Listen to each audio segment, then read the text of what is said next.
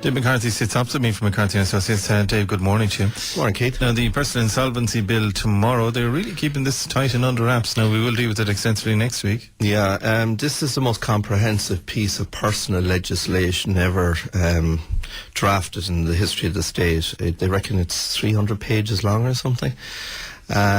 It's going to be quite an important, I suppose, event for a lot of people who are experiencing financial trouble out there. And since it was announced earlier in the year that they were looking at taking steps to bring in a bill, there are considerable numbers out there who are waiting for this as possible solutions to their problems.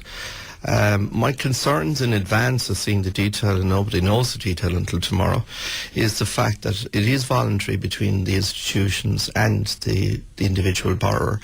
But if there aren't enough incentives for an institution to engage in this process, and that they have an effective veto over the insolvency process that people might want to enter, well, then it could end up being a damn squib. But we're going to cover it in detail next week because it is very, very important from the point of view of a lot of our listeners. Okay, now you want to issue a warning in relation to advertising and promoting early access to pension monies. What's the warning here? Well, basically, there's a number of ads that have popped up in some of the national newspapers in the last couple of weeks, and I have one of them here from the Evening Herald, and the title says, "Release up to 50% of your pension at any age." Now, when you look behind this and you look at the company involved in this, they're first of all based in the UK. Secondly, they're not regulated. They say they don't have to be regulated.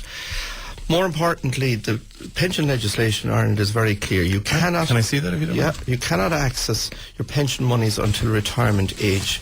There's no way you can access this early. So how can this... I mean, surely the Advertising Standards Authority will take an interest in this. Well, first and foremost, from what I can establish, what they're doing here, this company, as I said, are based in the UK. It looks as if you move your pension offshore, which is to the UK, and I think possibly through a third entity like New Zealand. And then they will lend you up to 50% of what is in your pension, which has to be repaid after 5 years.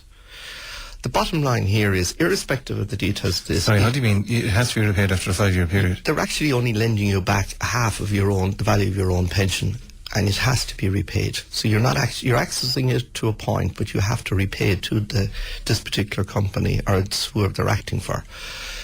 Irrespective of the details, Keith, the bottom line here is pension legislation in Ireland is very clear.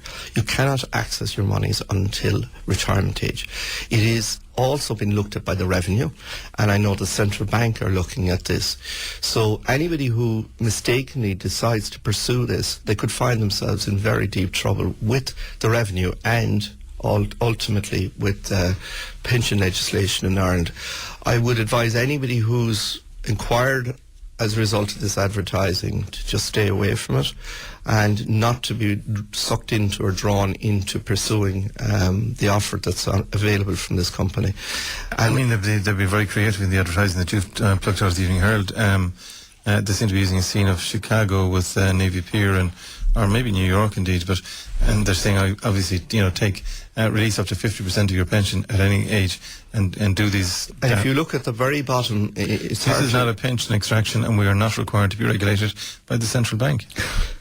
Well, there you are. That's blatantly telling you, don't bother coming to us. Anybody who's in the financial world, who's got anything to do with financial products of any sort, it doesn't matter what type of technicality you try to use as an out, if you like, from the point of view of regulation, you have to be regulated. Okay. And they're not regulated by the FSA in the UK either.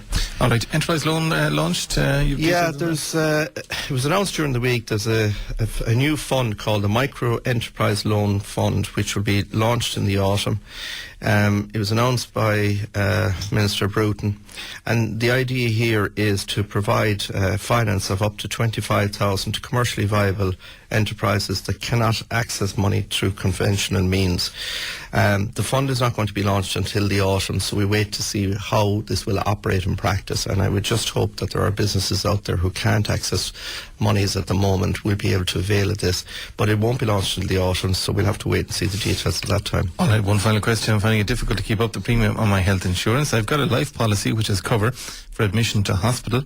I'm thinking of cancelling my VHI, but I'm wondering, will the cover on this policy be enough along with being treated as a public patient? The very simple answer to that is no.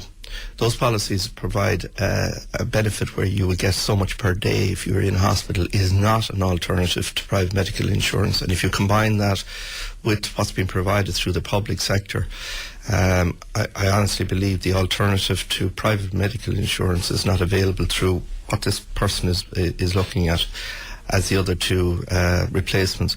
Unfortunately, there are so many people out there who cannot afford their medical insurance premiums that it is causing quite a bit of hardship, and they're having to opt exclusively for being a public patient. But I would just say, if you can, and if this person can maintain their medical insurance premiums, they should. I mean, the public service, by the way, Dave, the public care that you get is absolutely excellent. I mean, you'll wait longer perhaps for it, but if you need care and it's an urgent case, you'll be whipped in. But that's the problem, as you said, is the waiting period. I actually saw a programme the other night which I found extraordinary. In Canada, everybody is treated automatically under a public health scheme that's available, and there is no private medical insurance, or very little, and it's a system that works.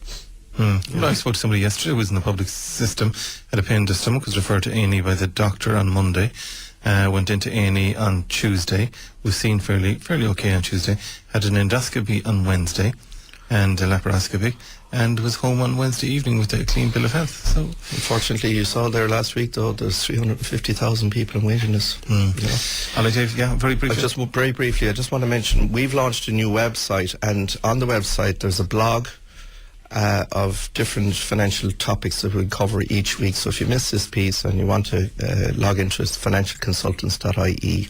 All right. Well done to you. Dave McCarthy and Associates, thank you indeed for joining us today in the programme. Keith, and can you say hello to Auntie Martina Moran